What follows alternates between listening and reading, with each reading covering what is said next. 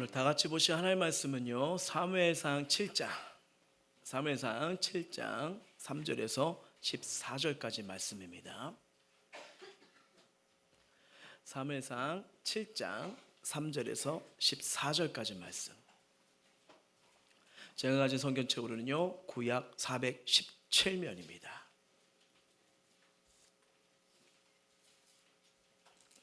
다 차신 줄 알고 제가 한 절, 우리 성도님들 한 절 읽도록 할게요. 사무엘이 이스라엘 온 족속에게 말하 이르되, 만일 너희가 전심으로 여호와께 돌아오거든 이방 신들과 아스다롯을 너희 중에서 제거하고 너희 마음을 여호와께로 향하여 그만을 섬기라. 그리하면 너희를 블레셋 사람 손에서 건져내시리라.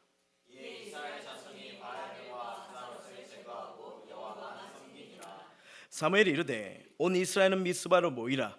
내가 너희를 위하여 여호와께 기도하리라 하매, 그들이 미스바에 모여 물을 들어 여호와 앞에 붓고 그날 종일 금식하고 거기에서 이르되, 우리가 여호와께 범죄하였나이다 하니라. 사무엘이 미스바에서 이스라엘 자손을 다스리니라.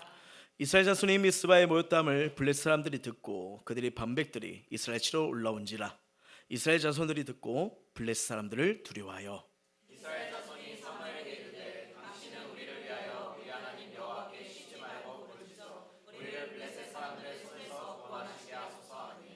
사무엘이 젖먹는 어린 양 하나를 가져다가 온전한 번제를 여호와께 드리고 이스라엘 위하여 여호와께 부르짖음에 여호와께서 응답하셨더라.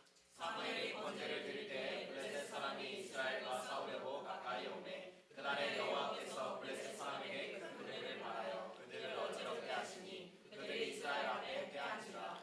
이스라엘 사람들이 미스바에 나가서 블레셋 사람들을 추격하여 벳갈에 이르기까지 쳤더라.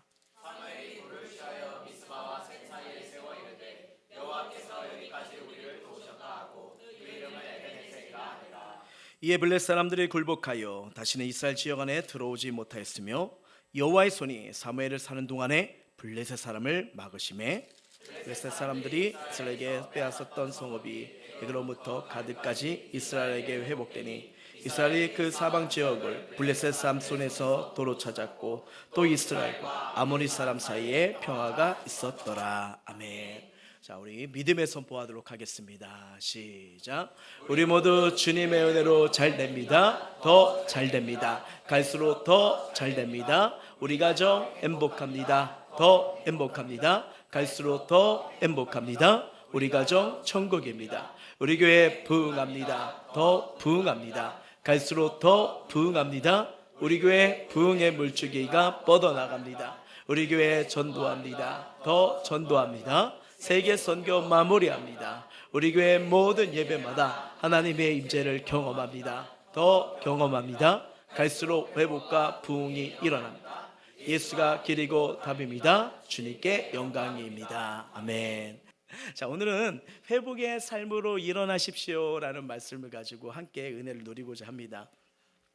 미국 보스턴의 지하면동에 한 소녀가 격리되어 있었습니다. 이 마음이 어둠 때문에 심한 그 정신병을 앓아서 이 사람들이 다가오면 괴성을 지르고 막 사납게 독소를 퍼붓습니다.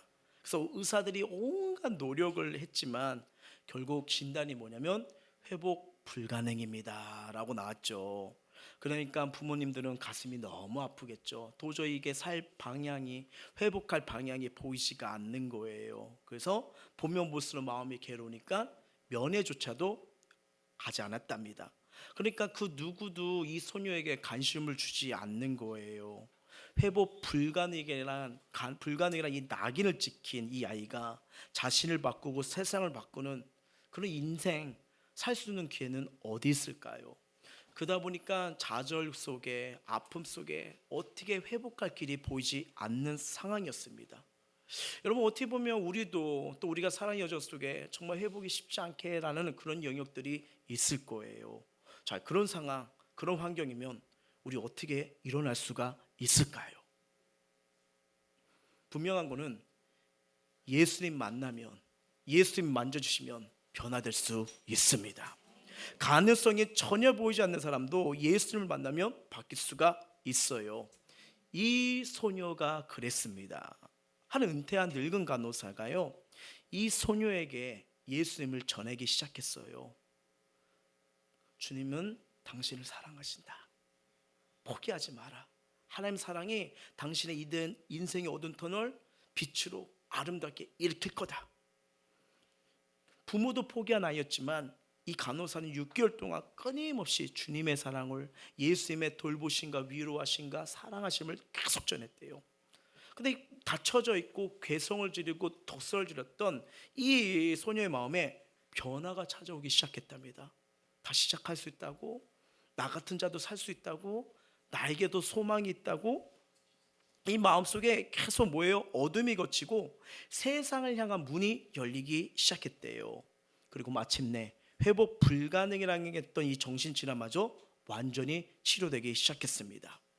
이 마음의 빛을 찾은 소년은요, 자신과 같은 이런 정신질환으로 고통받는 사람들로 해서 인생을 헌신하기로 결심을 하기 시작합니다. 이 소녀가 바로 헬렌 켈러를 세상의 빛으로 이끈 앤 설리비 메이시입니다. 예, 이 사람이 헬렌 켈러 같은 정말 아픔과 고통 사람을 건져내고요, 그 사람이 또 많은 사람을 살리는 통로가 되는 것처럼 정말 아픔 속에, 좌절 속에 예수를 만나 소망이 되고 남을 살리는 복의 통로로 세워진 거예요.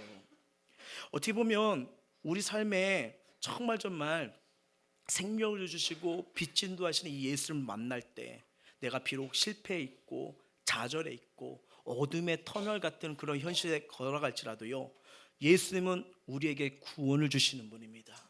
위로를 주시는 분입니다. 회복과 치유를 주시는 분이십니다. 정말 이분을 만난다면, 이분의 손을 보여준다면 우리가 다시 시작하는 인생, 다시 시작하는 은혜가 부어질 줄 믿습니다. 오늘 우리가 읽는 이 사무엘상 7장 상황이 그렇습니다. 이스라엘 상태를 보면 이 침체될 대로 침체되어 있는 이스라엘 백성들, 소망이 보이지가 않아요. 여전히 아픔 속에, 좌절 속에, 고통 속에 있을 수밖에 없어요.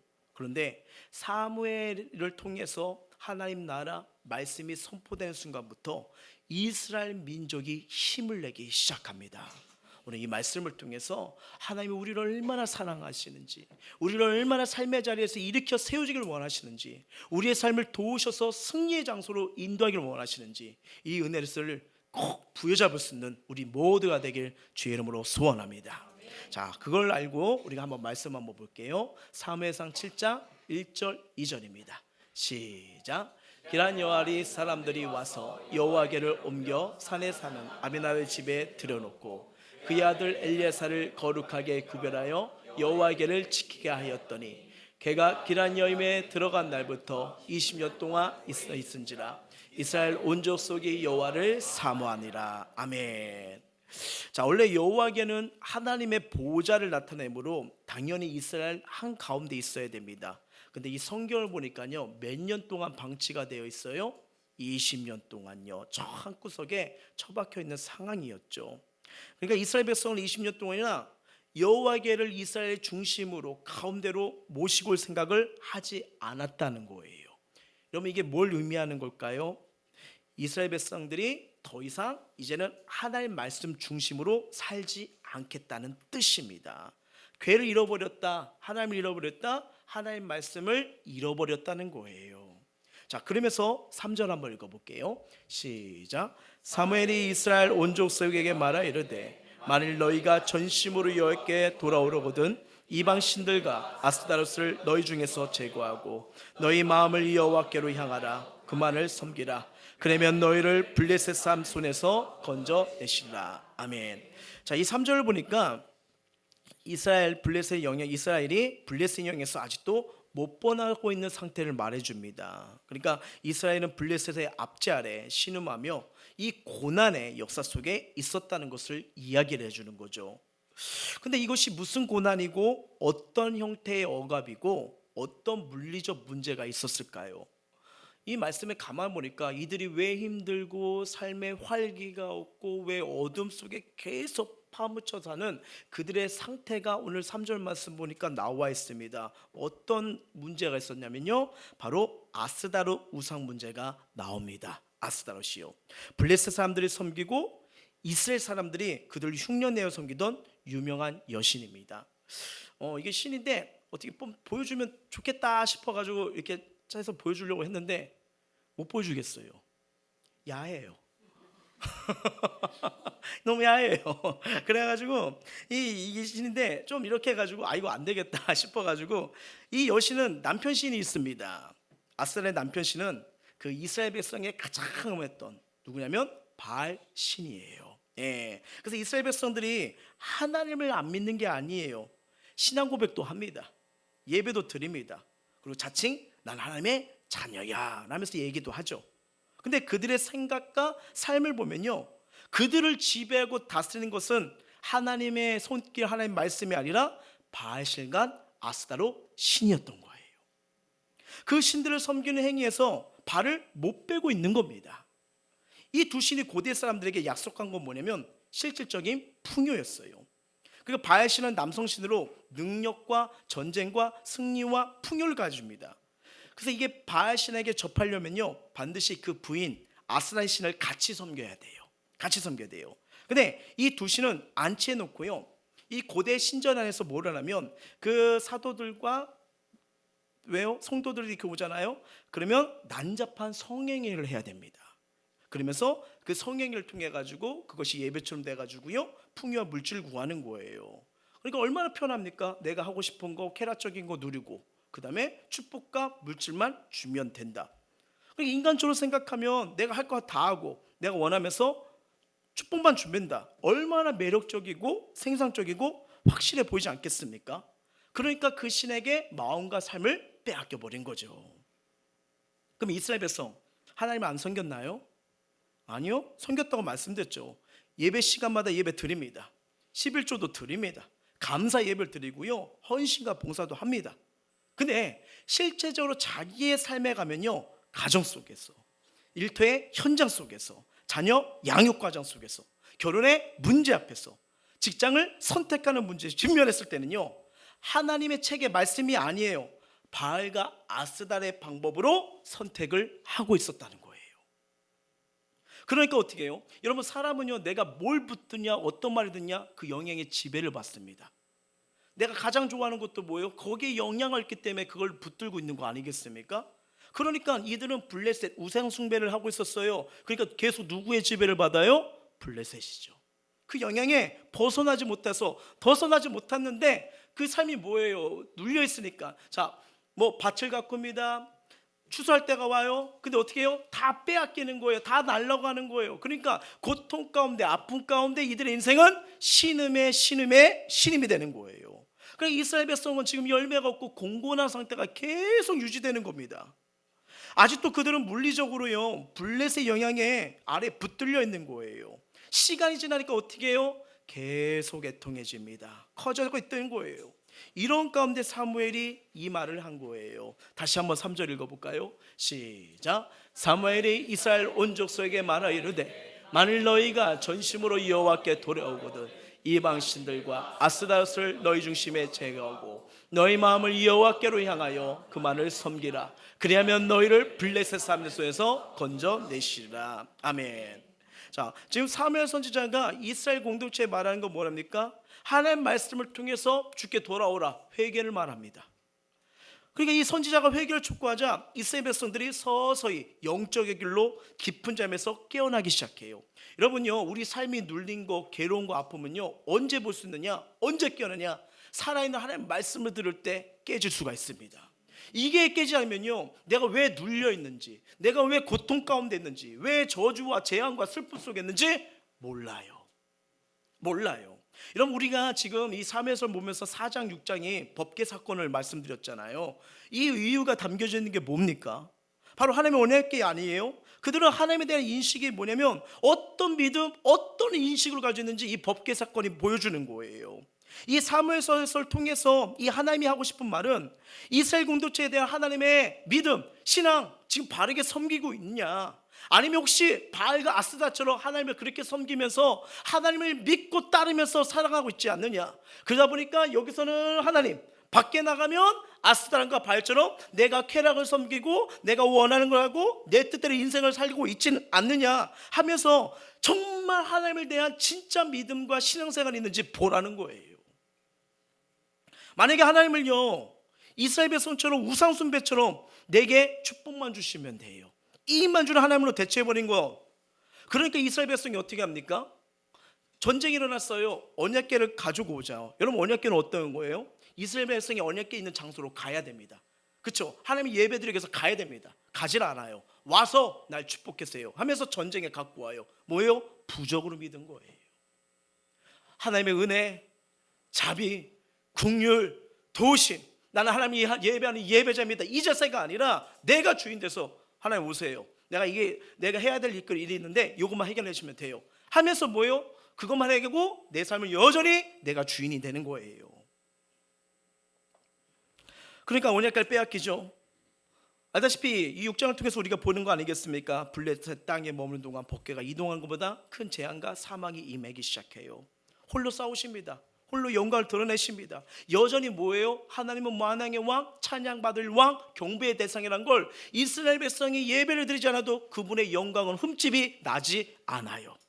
예, 나지 않아요. 그러면서 여러분, 그 블레셋이 그 6장으로 가가지고요, 오직 6장을 통해서 이 다곤 신상을 무너뜨리고 바알 세바 신상을 다 깨뜨리는 게 뭐예요? 이 세상이 섬기는 우상이 헛되다는 것을 보여주잖아요. 누가 참신인지, 누가 이 세상을 다스리고 창조하시고 인도하신지 이 법궤상을 통해서 알려준 거 아니겠습니까? 근데 이스라엘 백성은 그걸 몰라요. 계속 밀어내요. 그럼에도 하나님은 홀로 살아가니까 어떻게 돌아와요. 돌아오는데 이들은 뭐예요? 부담된다 하면서 길한 여임으로 법궤를 밀어내서 20년 동안 방치된 거 아니겠습니까? 여러분, 저와 여러분이 누군가를 사랑해서 계속 고백을 하는데 20년 동안 몰라주고 밀어내고 저리 가래요. 또 가서 고백하고 싶어요? 당신만을 사랑합니다. 20년을 기다렸어요. 절대 못하잖아요. 근데 이 하나님은 그럼에도 또 이들을 위해서 찾아오시는 거예요. 예, 찾아왔는데 뭐예요? 여전히 이들은 뭐예요? 법궤는 방치해두고 아스다로 다스다로 나를 도와주고 날 축복할 분은 아스다로십니다 이러면서 섬기고 있는 거예요. 이 우상의 가치를 삶의 한 축으로 삼고 살면서도요, 완전히 하나님의 손을 놓은 건 아닙니다. 근데 이 어정쩡한 이중적인 삶을 하고 있는 거죠. 이때 사무엘이 역사의 전면에 등장해서 이스라엘 공동체에 향해 제일 선포하는 게 뭐예요? 우상을 제거하라는 거예요. 우상을 제거하라는 게 뭡니까? 하나님과 관계를 회복하라는 겁니다. 회복하라는 거예요. 회개가 뭘까요? 하나님께 돌아오는 게 회개입니다. 회개는 성경 어디에도 윤리적이나 도덕적 개념을 말하지 않아요. 회개는 반드시 하나님과의 관계 회복이 있음을 믿으시길 바랍니다. 그래서 여호와께 도와라, 여호와라, 관계가 회복되라 이 말을 하는 거예요. 그래서 인생을 보니까 이들을 보니까 열매가 있어요, 없어요? 다 빼앗겨요. 없어요. 그렇죠? 그렇기 때문에 회개의 열매를 맺길 원했어요. 여러분, 여기서 회개의 열매가 맺힌다는 건 뭐냐면 단발성의 회개를 말하는 게 아닙니다. 다시는 우상 종교로 돌아가지 못하도록 못을 박는 거예요. 많은 사람들이 회개를 하면서 왜 열매를 맺지 못할까요? 왜 하나님 주시는 사랑, 인도하심, 역사심을 경험하지 못할까요? 하나님 앞에 잘못했다고 말을 합니다. 기도하면서 가슴을 찢으며 얘기를 합니다. 근데 고백한 후에 다시 죄짓는 생활로 또 돌아가요. 이건 뭐냐면 진정한 회개가 아니라는 거예요. 회개는 돌이키는 겁니다. 돌이키는 거예요. 회개의 열매라고 하는 것은 다시는 그런 생활로 돌아가지 못하도록 생활 자체를 바꾸는 걸 말한 겁니다. 자, 이들의 결단 한번 보십시오. 바꿔지는 게 4절 5절이에요 시작. 이에 이스라엘 자손이 바알들과 아스토롯을 제거하고 여호와만 섬기니라. 사무엘이 이르되 온 이스라엘은 미스바로 모이라. 내가 너희를 위하여 여호와께 기도하리라 하매.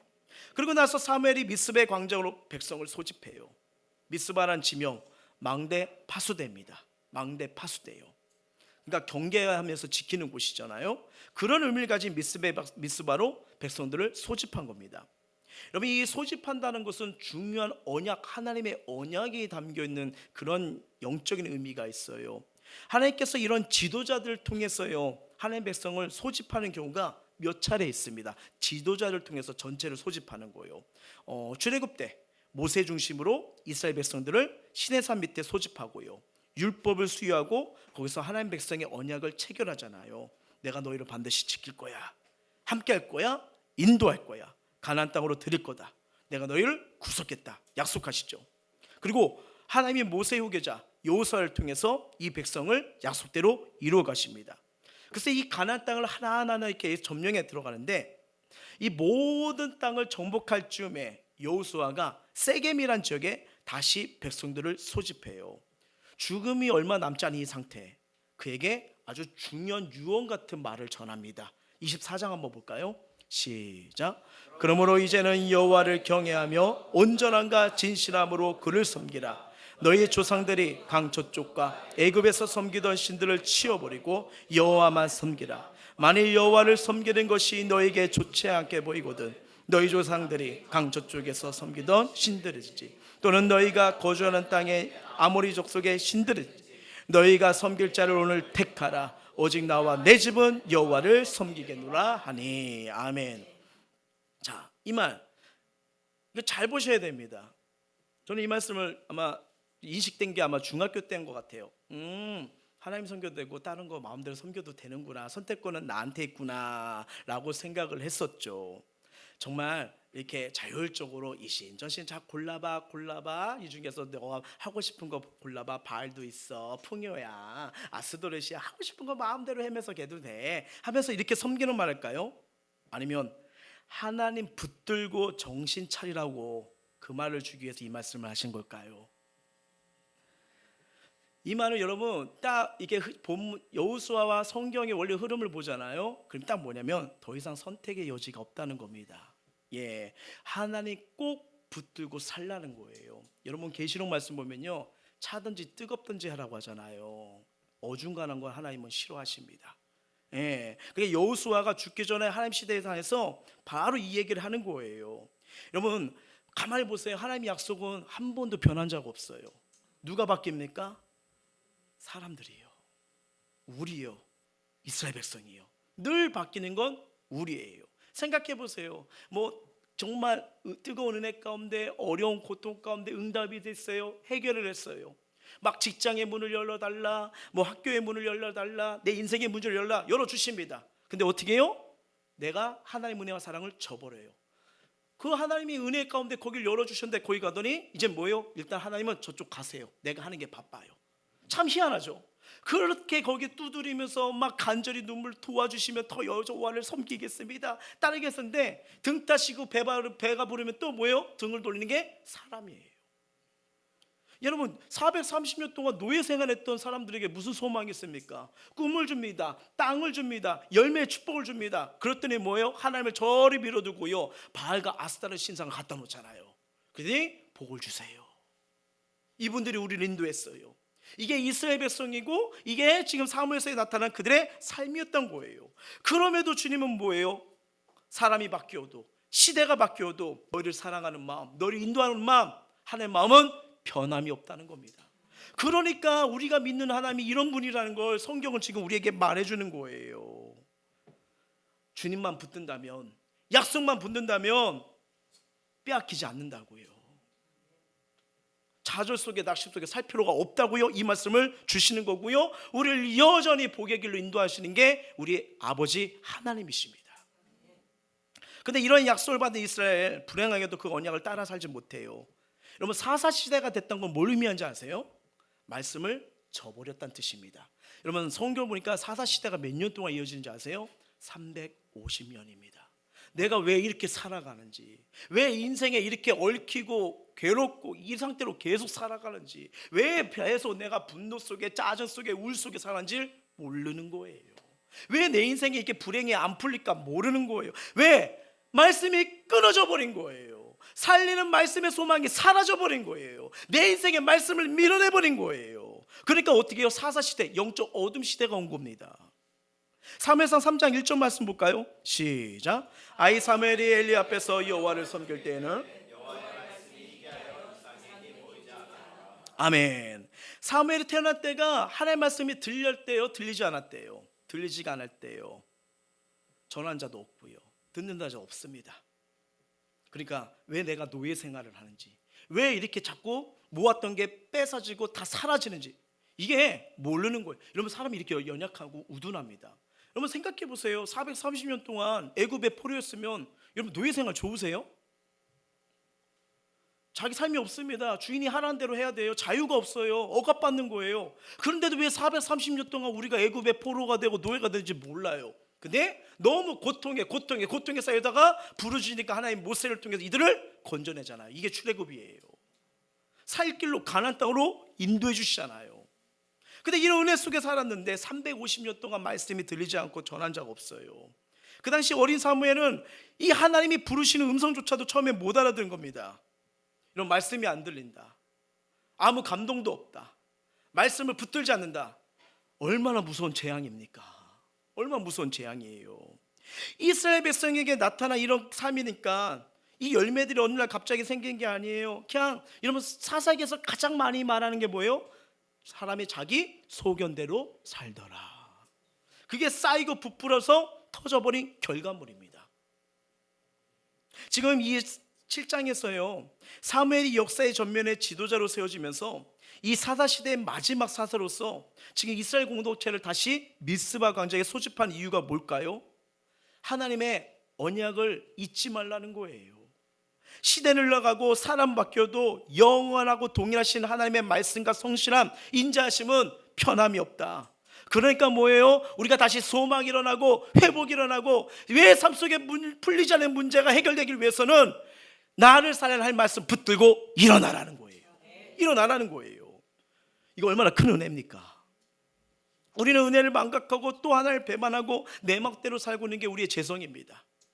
그럼에도 그의 자녀들을 기억하시고 약속의 말씀을 돌고 이루고자 하는 하나님, 우리를 지키시고 보호하기를 원하시는 하나님, 끝까지 포기하지 않은 하나님의 은혜가 있기 때문에 우리가 이 자리에 서 있는 줄 믿습니다. 그리고 이 사랑이 우리가 믿는 하나님이세요. 하나님이세요. 어느 시대에 있는지 이 하나님의 말씀은 유일한 소망이 되었고요, 시대의 불이 되었습니다. 물론 우리가 믿는다고 해도 오직 하나님만 믿는다는 결단을 하기가 어려워요. 그런데 하나님의 말씀을 듣고 은혜를 받으면요, 평소에 내리지 못하는 결단도 내리기 시작합니다. 이게 뭐냐? 이게 부흥이에요. 신앙의 부흥은 그동안 하나님만 의지하지 못하고 세상과 양다리를 걸쳤는데, 이제는 망하더라도 나 하나님만 붙겠다고 결심하고 하나님께 전적으로 돌아가는 게 부흥입니다. 이게 부흥이에요. 우리가 하나님의 이 축복을 받으려면요, 그것을 받을 만한 위치에 계셔야죠. 엉뚱한 곳에서 아무리 복을 부르셔도 복은 임하지 않습니다.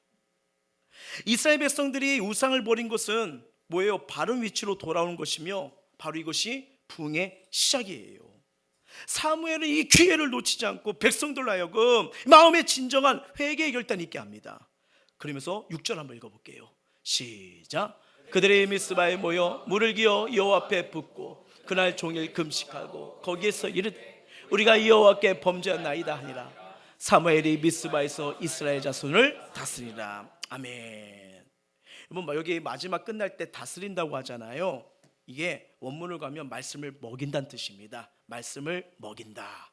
그러니까 목양하는 거예요. 이 목사님들이 하는 목양의 핵심적인 가치가 무엇입니까? 말씀을 먹이는 겁니다. 여러분, 아무리 여러 가지 프로그램 행사가 있어도요, 예배가 없고 말씀이 없다? 이거는 그냥 세상적 모임이나 똑같아지는 거예요. 여러분, 이 부모님들이 자녀들을 키울 때 핵심적인 게 뭡니까? 아이들 잘 먹여야죠. 태어나자마자 구구단 외워, 방정식 뭐야, 이러십니까? 아니 이거 아니에요. 먹여야죠. 자녀들이 아플 때 어떻게 합니까? 공부하라고 하세요?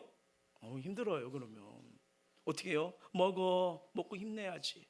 그래야지 그 다음을 뭘 향해 나가는 거 아니에요? 바로 이거예요. 우리 삶에 무너지고 흔들리고 없어졌던 거 하려면요, 여러분, 회복 하나님의 말씀으로 먹고 시작하셔야 됩니다. 여기서부터 시작하는 거예요. 말씀이 끊어졌던 시대에 말씀이 없으니까 자기 힘들로 노예 생활에는 430년, 사사시대는 350년 동안 자기들이 힘드니까 해봤어요. 근데 뭐예요? 다 빼앗겨요. 없어요. 하나도 없는 거예요. 그런데 그 원인이 뭘까? 말씀이 끊어졌을 때 말씀으로부터 들어오기 시작했어요. 말씀으로 먹이기 신 거예요. 말씀으로 이스라엘 자손을 먹이니라. 그렇게 돼버린 거예요. 그러니까 이스라엘 백성들이 어떻게 됩니까? 그 말씀이 눈이 열리기 시작해요. 와, 이게 왜 묶였는지, 이게 왜 풀리지 않았는지, 이 인생의 문제가 어디서부터 풀어야 되는지 보이기 시작한 거예요. 그러니까 뭘 해요? 행동이 달라집니다. 물을 붓고 뭘 했대요? 금식을 합니다. 그럼 물을 붓는다는 건 뭐냐면 애통함을 말해요. 애통. 왜냐하면 물이 귀한 가나안 지역에서 이 풍요로움과 물을 떼어놓을 수는 없어요. 그러니까 여호와께로부터 이제 뭐예요? 지금 물을 붓는다는 것은 자신들의 풍요는 이젠 바알이 아닙니다. 아스다롯이 아닙니다. 이제는 우리의 삶을 풍요롭게 하고 우리 인생을 기름지게 하고 우리 인생을 다시 회복시키고 살리는 분은 여호와께입니다. 이 고백으로 나아갔다는 거예요.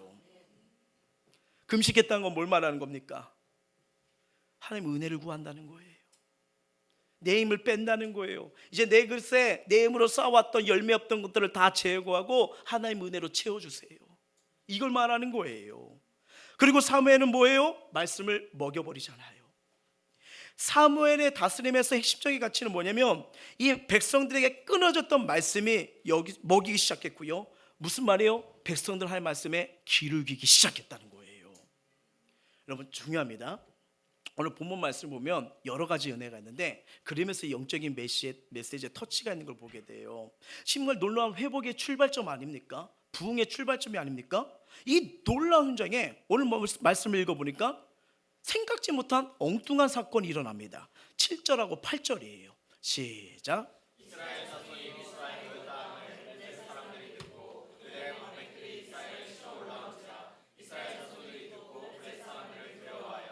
이스라엘 자손이 사무엘에게 이르되 당신은 우리를 위하여 우리 하나님 여호와께로 쉬지 말고 부르짖어 우리를 블레셋 사람들 손에서 구원하게 하소서 하소니. 자, 백성들이 미스바 광장에 뭐예요? 모임 목적이 뭐예요? 하나님 앞에 회개하고 말씀을 듣기 위해서 모인 거 아니에요? 근데 블레셋 쪽에서 딱 보니까 어라? 저놈들 보라? 우리에게 반역을 일으키려고 그래? 하면서 오해를 하고 전쟁을 선언해 버립니다. 전쟁을요. 자, 그러면 이 전쟁과 이스라엘 백성들의 회개와 이 미스바 사건 무슨 관계가 있을까요? 전쟁과 이스라엘 백성들의 회개 사건과 이 미스바 사건에서 모인 이 사건에 이 무슨 관계가 있느냐 이겁니다. 하나님이 왜 회개하고 있는 백성들에게 하필이면 또 전쟁을 맞닥뜨리게 하는 것일까요? 이들이 금식을 하고 애통하는 심정으로 은혜를 구하면서 이제 여호와께 돌아가야 되겠다고 하는데 하나님이 용서하시는 분이신데 왜 이 전쟁을 또 허락하시는 걸까요? 여러분 마귀가요 가장 싫어하는 것이 무엇인지 아십니까?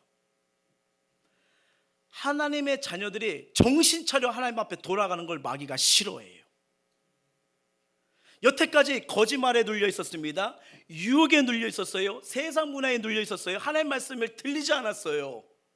그렇게 해서 이제 딱 잠궈 놨는데 지금 여호와께로 들어가려고 해요. 말씀을 들으려고 해요. 그러니까 마귀의 입장에서는요 큰 사건이 벌어진 거예요. 그래서 하나님의 백성들이 신앙적으로 정신을 차리고 회개하면 마귀는요 대대적인 공격을 해서 그들의 신앙 결심을 상황, 환경, 사건으로 꺾어놓기 시작합니다. 그렇잖아요. 다시 예배 드릴래? 나 요즘에 기도 생활이 아닌 것 같아. 나 요즘은 말씀을 보지 않은 것 같아. 하면 이런저런 바쁜 일, 사건 여러 가지들이 막 다가오지 않습니까? 뭔가 돌아가려면 그러지 않습니까? 막 평소에는 전혀 생각했지 못한 것까지 일어나서 대적을 하면서 뭐예요? 원래 침체의 상태, 하나님을 찾지 않았던 상태, 여태까지 하나님 앞에 바라보지 않았잖아. 여태 예배 안 드리는데 왜 갑자기 예배 드리려고 그래? 이상한 거 아니야? 할 일 많잖아. 해야 될 게 수백 개 많이 있잖아. 하지마 이게 먼저야 하면서 원래의 상태로 돌이키려고 하는 게 사단의 방법입니다. 솔직히 잘 보세요. 가시적으로 생각해 보세요. 이스라엘 백성들이 신앙 운동을 벌여요. 우상을 버리는 거 블레셋 사람들과 관계 있어요 없어요? 없어요. 관계 없어요. 뭐 회개 운동이 정치적 운동입니까? 순수한 신앙 운동이잖아요. 그럼에도 불구하고 블레셋 사람들이 지금 대대적으로 군사를 끌고 이스라엘 백성을 멸망시키려고 합니다. 그 이유가 어디냐? 바로 블레셋 군사를 뒤에 마귀가 모든 걸 조종하기 때문이에요. 그래서 어둠은요 하나님 백성들이 하나님께 돌아온 걸 결사적으로 막습니다. 우리 삶을 잘 보세요. 여전히 내가 해야 될 성실해야 할 주어질 맡길 다 해요. 근데 우리가 늘 타협하는 건 뭐냐면 하나님께 돌아오는 건 타협하려고 그래요. 나 이거 해야 되니까, 이번 주에 이거 해야 되니까, 다음 주에 저거 해야 되니까. 참 희한하죠. 참 미안하죠. 영원한 가치보다 현재 내가 해야 될 것에 매이게 만들어버립니다. 그러니까 더 그것이 나에게 압박감으로도 오고 부담감으로 오게 하는데 다른 건 다예요. 다른 건 다예요. 그런데 하나님 앞에 돌아온 거는 이상합니다. 내가 놔버리도록 유혹을 해요. 유혹을 해요. 여러분 잘 보세요. 신약을 보시면요, 예수님께서 귀신을 들렸던 어떤 사람의 비유를 들은 장면이 나와요. 어떤 집에 귀신이 하나 있었는데 이제 쫓겨나기 시작했죠. 그래서 집을 청소하기 때문에 그 집에서 나가야 되는 거죠. 예수의 은혜로 권능으로 깨끗하게 치유가 된 거예요. 그래서 그 집에 쫓겨나서 빌빌거리며 돌아가는데 갈 데가 있어요, 없어요? 없어요. 그래서 다시 그 집에 와봤는데 깨끗하게 청소가 됐는데 주인이 없네. 주인이 없네. 그러다 혼자 들어가면 또 쫓겨날까봐 어떻게 해요? 7 귀신을 들고 가서 그 집을 차지하고 맙니다. 여러분 이거 무슨 말일까요? 자, 어떤 사람들이 예를 들어 예수님의 말씀 듣고 은혜 받을 수 있습니다. 그래서 일시적으로 술을 끊기도 하고 다른 사람에게 친절을 베풀 수 있어요. 근데 그가 예수님을 자신의 주인으로 모시지 않을 때, 주의 말씀을 채우지 않을 때 뭐예요? 거긴 비어 있습니다. 그러니까 뭐예요? 더 어둠이 강력하게 역사해요. 어떻게 보면 성경 원리 보면 7배의 역사가 일어났어요. 그러다 보니까 예전에 뭔가 예수님 잘 믿었는데 은혜로 시작하는 것 같은데 나중에 보니까 더 험악해지고, 어떻게 보면 잘못하면 막 교회를 핍박하고 막 이런 사람들 보잖아요. 바로 이런 원리인 거예요. 왜요? 마귀가 집중적으로 공격을 해서 그동안 참았던 죄까지 다 짓게 만드는 겁니다. 여러분 이거 우리 이런 경험 있지 않아요? 이렇게 하다가 그래도 믿음 안에 있을 때, 예배 드릴 때, 하나님 주시는 은총을 했을 때 절제 은혜가 있기 때문에 예전보다 덜해지고, 아 이건 하나님 기뻐하지 않으셔, 내 이렇게 하지 말아야지 했는데 신앙 확 나버려가지고 아 몰라 하면서 그동안 참았던 거 막 확 풀어버리지 않습니까? 응?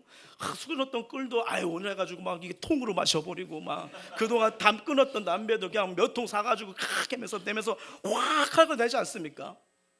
그렇잖아요. 바로 그 원리예요. 예, 그래서 이렇게 그 은혜가 잃어버리지 않고 이렇게 딱 잡히면요, 밑바닥, 신앙이 밑바닥으로 간다는 게 바로 그런 원리인 겁니다. 7배의 영적인 전투가 시작되는 거예요.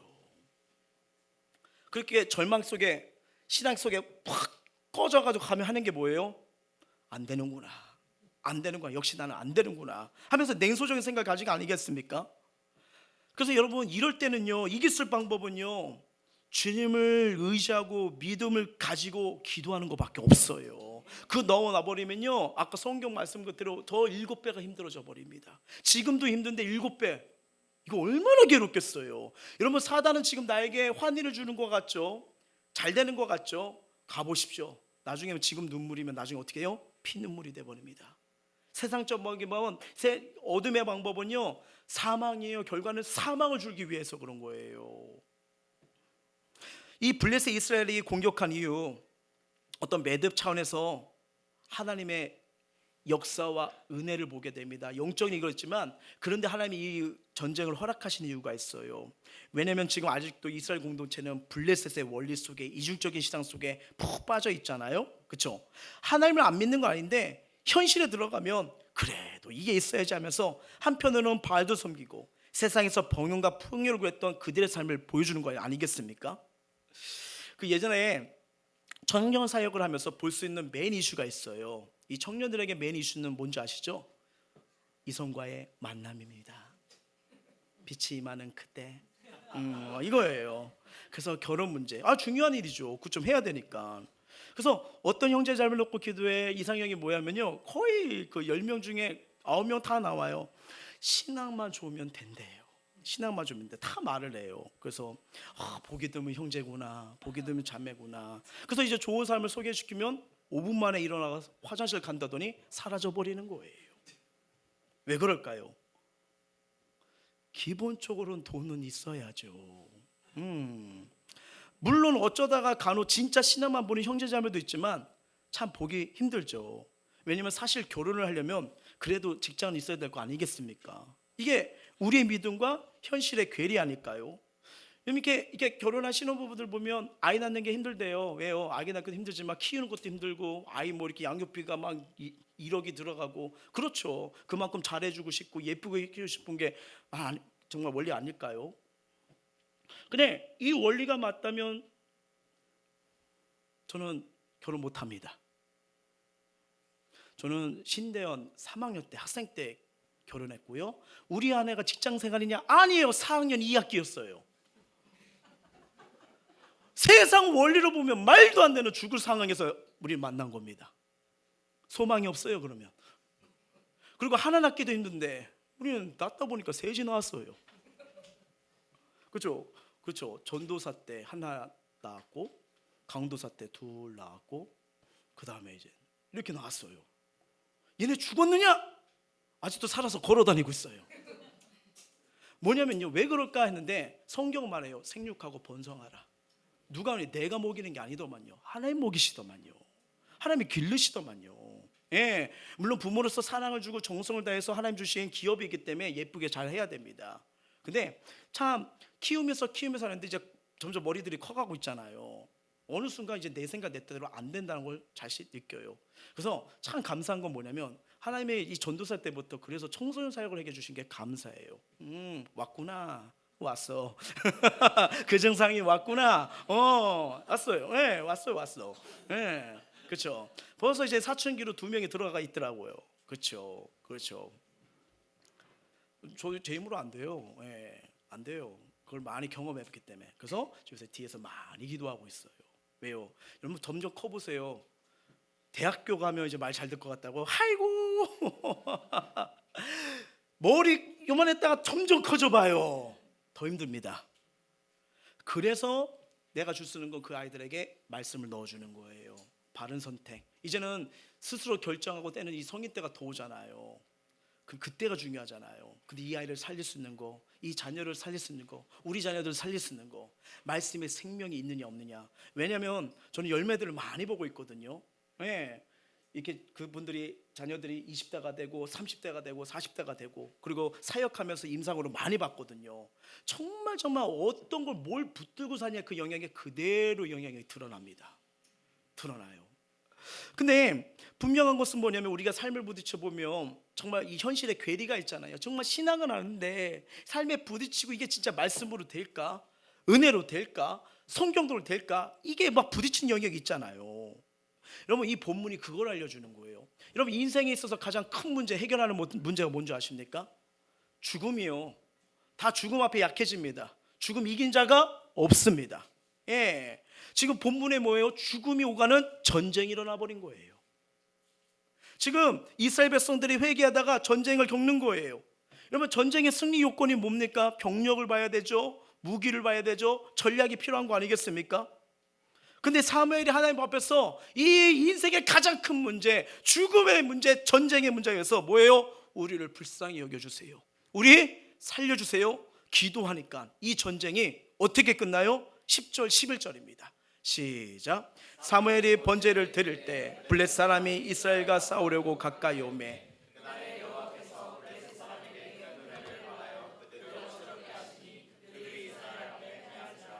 이스라엘 사람들이 미스바에서 나가서 블렛 사람들을 추격하여 벳갈 아래 이르기까지 쳤더라. 아멘. 자, 블렛 사람들이 사무엘이 번제 예배 드린 곳까지 왔대요. 그때 하나님은 큰 우레로 공격해서 블렛 사람들을 흩어버리십니다. 뭐예요? 하나님이 블렛과 직접 싸운 거예요. 자, 블렛 사람들이 이미 알아요. 법궤를 뺏어갔다가 큰 재앙을 경험했잖아요. 하나님의 진노에 대해 알고 있어요. 그걸 잊다가 우레 하늘의 번개와 천둥을 내리니까 하나님의 두려움이 생기게 해서 패해버린 거예요. 그래서 블렛 사람들 도망치고 이스라엘 백성을 어떻게 해요? 추격했답니다. 역전되는 은혜가 됐잖아요. 여러분 그동안 눌려 있었어요.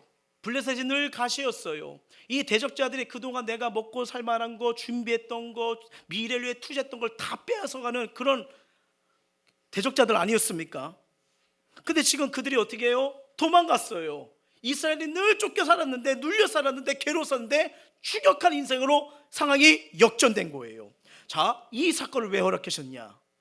이거는 뭐냐면 상대방이 어떤 조건에 전쟁의 승패가 결정된 게 아니래요. 뭐냐? 하나님 손에 달려있다는 거예요. 하나님 손이에요. 우리 인생의 커다란 문제, 삶의 현장의 실질적인 문제, 하나님이 개입하시고 도우시면 아무것도 아니라는 거예요. 이제까지 이스라엘 역사가 어두웠던 어둠의 터널에 있던 이유가 뭐예요? 하나님을 믿는다고 말은 하지만 삶이 달랐잖아요. 실존의 문제는 실존의 문제고 고백의 문제는 고백 문제하면서 따로 살았다는 거예요. 근데 이들이 회개하는 현장에 하나님이 뜬금없이 전쟁을 겪게 함으로써 너희들의 실제적인 문제, 삶의 문제 따로라고 내가 보여줄게. 하나님이 개입하시니까 뭐예요? 실존의 문제, 삶의 문제 어디에든 하나님이 개입하시니까 일이 풀어지는 거예요. 하나님 한 분으로 충분하니까 다른 걸 붙들거나 의지하지 말라는 겁니다. 우리가 입술의 고백으로 하나님이 다 하신다 그러놓고 계산기 갖다 놓고 알아보고 다니고 그러다 보니까 뭐예요? 기도 안 하는 경우가 있어요. 근데 여기 사무엘이 기도하니까 하나님이 역사하시잖아요. 기도가 실존이고 모든 문제의 상황을 역전시키는 능력임을 믿으시길 바랍니다. 그래서 이 경험을 했던 신앙의 선배들, 믿음의 선배들이 하는 게 뭐예요? 하나님 한 분이라면 충분하다는 거예요. 이스라엘 백성 가장 중요한 건 누굴 놓은 거예요? 하나님을 놔버렸어요. 그래서 실패한 겁니다. 1년이 아니라 340년 동안 이렇게 어둠에 갇혀 있었던 거예요. 그래서 그들의 삶이 어두웠고 무거운 짐을 해결할 방법이 없었던 겁니다. 그래서 하나님을 완전히 놓은 건 또 아니에요. 하나님 섬기는데 뭐예요? 또 다른 풍요를 주고 먹을 거 주고 일당의 물질을 가져다는 바알신 아스타르를 섬긴 거예요. 그러면 이 말씀을 보면서 우리 안에 바알과 아스타르는 없나요? 어찌 보면 우리는 이스라엘 백성들의 심정과 삶을 이해할 수가 있습니다. 처음에는 신앙생활 열심히 할 때는 기도하며 밀고 나가며 모든 것이 하나님 뜻대로 잘 될 거라 생각합니다. 근데 막상 현실을 부딪혀 보면 되는 일 아무것도 없고 가정의 일도 취직이도 사업도 자녀들 키우는 것도 내 뜻대로 되지 않는 걸 경험하지 않습니까? 여전히 관계의 문제는 있어요.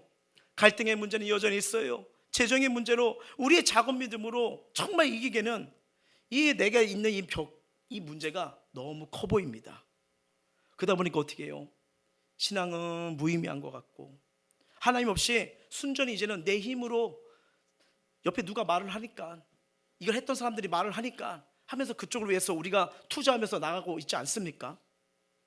그래서 어느 한순간부터 하나님 말씀 붙들고 그물분의 말씀대로 살려는 이 신앙적인 열심을 포기하고 이제 세상의 방법으로 세상의 방식으로 살아가기 시작합니다. 이스라엘 백성 어느 순간 예배를 포기했죠. 주의 말씀을 따르는 것도 내려놓습니다. 기도하기를 포기해버리기 시작했어요. 지금 괜찮은 것 같아요. 근데 괜찮은 것 같다고 생각했는데 자신들이 왜 노예 생활에서 벗어나지 못하는지, 왜 계속 어둠 터널에서 벗어나지 못하는지, 왜 대적자들에게 자꾸 뺏긴지를 알아요? 몰라요? 몰라요. 노력은 분명히 엄청나게 했는데 왜 열매가 없죠? 왜 이리 허탈하죠? 왜 이리 공허하죠? 왜 의미가 없는 걸까요? 이들이 이 사건을 통해서 깨달은 거예요. 모든 일에는 반드시 하나님이 함께 하시고 하나님이 축복해 주셔야 열매가 있는 거구나. 이걸 깨닫기 시작한 거예요. 이 사람들은 삶의 방향은 크게 두 가지로 나눕니다. 하나는 세상을 사랑하여 세상을 따르는 삶이고요. 다른 하나는 하나님을 사랑하여 하나님을 따르는 삶으로 구분됩니다. 하나님과 세상은 어울릴 수가 없습니다. 성경이 이걸 말합니다. 자, 요한일서 2장 15, 16 읽어볼게요. 시작. 이 세상이나 세상에 있는 것들을 사랑하지 말라. 누구든지 세상을 사랑하면 아버지의 사랑이 그 안에 있지 아니하니 이는 세상에 있는 모든 것이 육신의 정욕과 안목의 정욕과 이생의 자랑이니 다 아버지께로부터 온 것이 아니요 세상부터 온 것이나 이 세상도 그 정욕도 지나가되 오직 하나님 뜻을 행하는 자는 영원히 거하리라. 아멘. 자, 이 말씀에 가만히 보면요, 세상 것들의 특징이 나옵니다. 첫째로 뭐예요? 육신의 정욕을 지향하죠. 영적인 것들을 생각하지 않고 육체적인 쾌락을 추구합니다. 그래서 육신의 정욕은 그냥 내가 마음이 원하는 대로 하고 싶은 대로 하는 거예요. 예, 육체가 원하는 대로 끌린 대로요. 그러니까 이걸 뭐라고 하죠? 본능대로 사는 삶이잖아요. 근데 이렇게 살면요, 죄송합니다, 동물과 차이가 없어요. 본능대로 사는 거 똑같으니까요. 두 번째는 뭐예요? 안목의 지향이라고 합니다. 뭐냐면 보이는 것에 가치를 두는 거예요. 예, 보니까 그러니까 종료. 그러니까 이런 거죠. 이렇게 인터넷 쇼핑하면 자꾸 보면 볼수록 사고 싶어요, 안 사고 싶어요? 계속 사요. 사다가 필요한 거 살 수도 있어요. 근데 그냥 순간적으로 클릭을 잘못했다고 하긴 했지만 사놓고 뭐예요? 잘못 샀어. 그래 어디로 가요? 당땡마트로 다시 보내버리잖아요.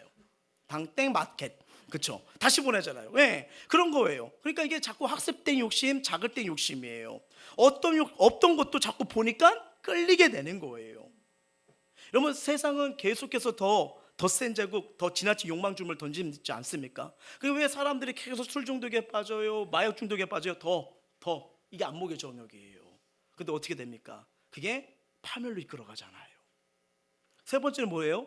이생의 자랑입니다. 자기를 자꾸 자랑하고 싶어요. 내가 가진 걸 자꾸 자랑하고 싶어요. 이건 목적이 뭔지 아세요? 타인의 목적이에요. 나를 좀 위대하게 봐봐. 나 자랑하잖아.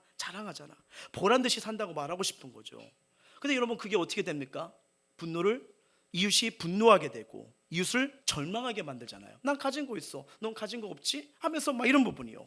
그래서 이생의 자랑은 주변을 파괴시켜요.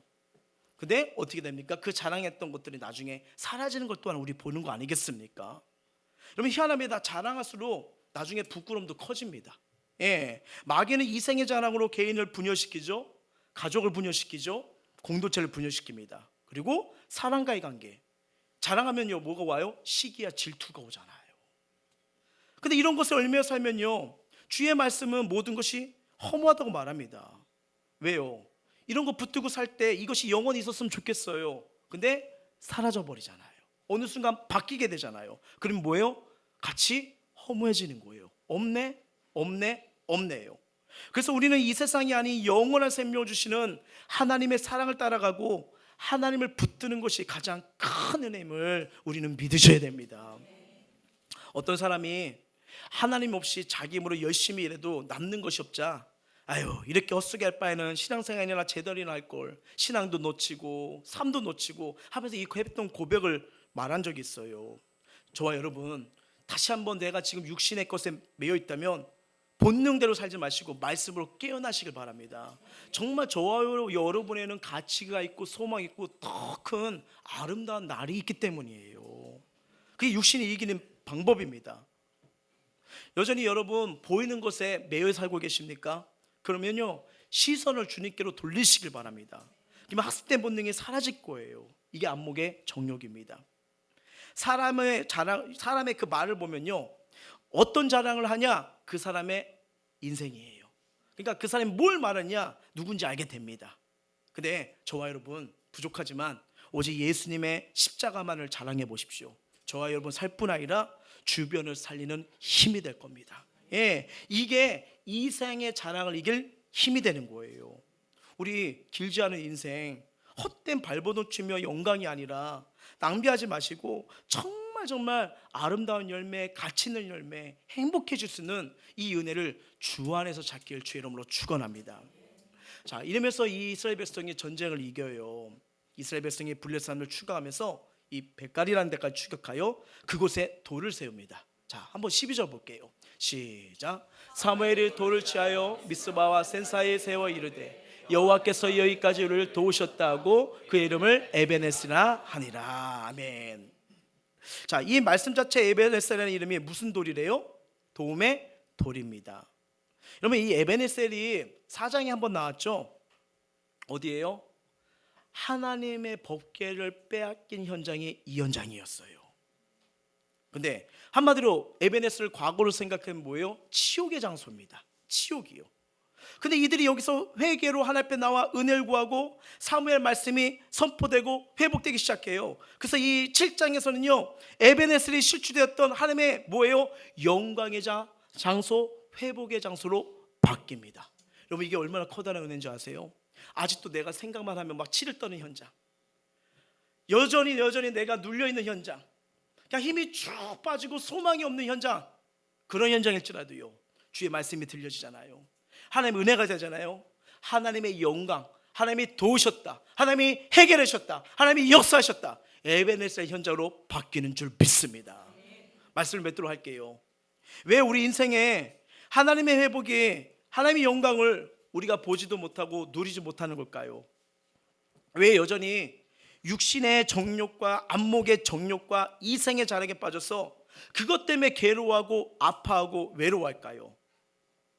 모든 걸 자신의 힘으로 해결하려고 하기 때문에 이 에베네스에 하나님이 도우셨다는 기적을 체험하지 못하는 겁니다. 모든 걸 하나님께 맡기시고요, 하나님이 인도하실 대로 따라가기만 하면 그 삶이 최고의 인생으로 바뀌는 겁니다. 오늘 하나님 주시는 말씀을 통해서 그동안 하나님을 의지하지 않고 내 마음대로 살아온 방식 내려놓으시길 바랍니다. 그리고 그분을 붙잡으세요. 주의 말씀을 의지하세요. 여기서부터 회복의 출발점이 되는 겁니다. 이스라엘 백성 회개하니까 하나님이 도우시고 축복이 임하기 시작했잖아요. 이처럼 우리도 어리석은 삶을 마무리하시고 이 시점에서 하나님과 세상을 양다리 걸쳐 생활하던 방식을 회개하고요, 이제가 우리가 걷는 인생의 길목마다 에베네셀처럼 하나님이 도우셨다, 하나님이 일하셨다, 하나님이 회복시키셨다, 이 아름다운 기념비가 세워지길, 이 은혜가 여러분의 가정 가운데, 일터 가운데, 삶의 모든 영역 가운데 세워지길 주의 이름으로 축원합니다. 찬양하겠습니다.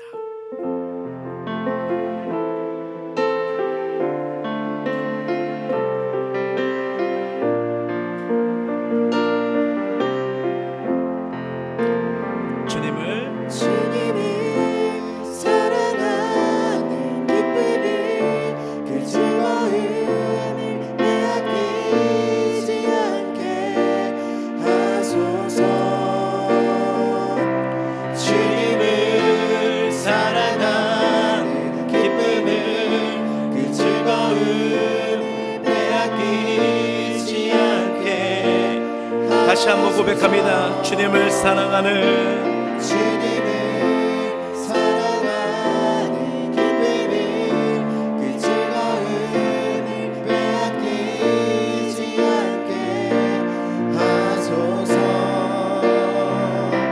주님을 사랑하는 기쁨을 그 즐거움을 빼앗기지 않게 예수 예수 예수 예수 주님을 사랑합니다. 예수 예수 예수 예수 주님을 사랑합니다. 호산나 호산나 호산나 호소서. 자, 내 인생에 주님이 역사하시고 나를 다스려 주시면 됩니다.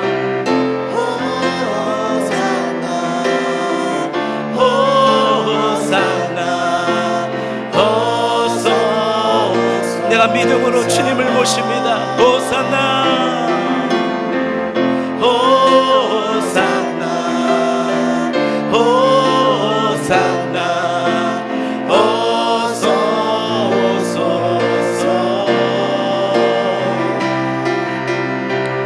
호산나 호산나 호소. 자, 우리 예수의 이름으로 삶의 현장에서 회복이 일어나길 원합니다. 오직 예수 이름에 능력 있네, 예수 이름에 치유 있네, 예수 이름에 권세 있네. 오직 예수 이름에 회복 있네, 예수 이름에 자유 있네, 예수 이름에 구원. 우리 믿음으로 고백합니다. 오직 예수 이름에, 예수 이름에 치유 있네, 예수 이름에 권세, 예수 이름에 우리의 삶의 회복이 있습니다.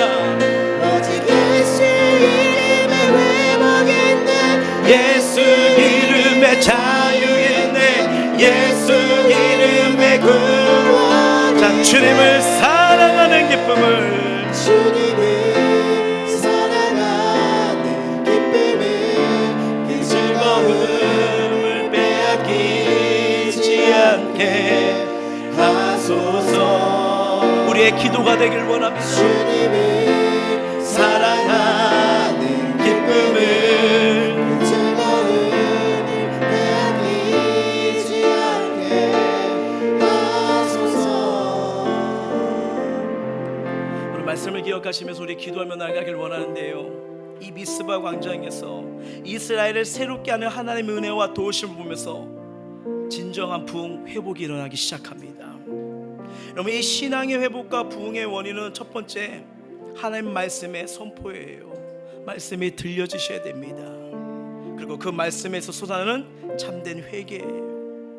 물 쏟듯 통곡하고 금식으로 하나님의 은혜를 구했을 때 아픔과 치욕의 에베네셀이 7장에서 어떻게 해요? 회복의 에베네셀, 승리의 에베네셀, 하나님의 도우심의 에베네셀로 바뀌어요. 지금 내 삶의 치욕이 어딥니까? 고통이 어딥니까? 눈물이 어딥니까? 절망이 무엇입니까? 그리고 무엇 때문에 주님을 사랑하는 기쁨을 놓치셨습니까? 오늘 우리의 삶을 돌아보시면서 하나님과 세상을 양다리 걸쳐 생활했던 방식 회개하길 원해요. 그래야 우리의 치욕의 삶이, 실패와 낙심과 아픔의 삶이, 무거운 짐을 메고 가는 삶이 내려지고 에베네셀, 하나님의 도우심 속에 회복이 일어나고 기쁨이 일어나고 은혜가 일어나는 이 은총을 보게 될 줄 믿습니다. 우리 다 같이 이 은혜가 임하도록 마음을 토하고 입술 열어 간절히 기도하시겠습니다. 사랑하는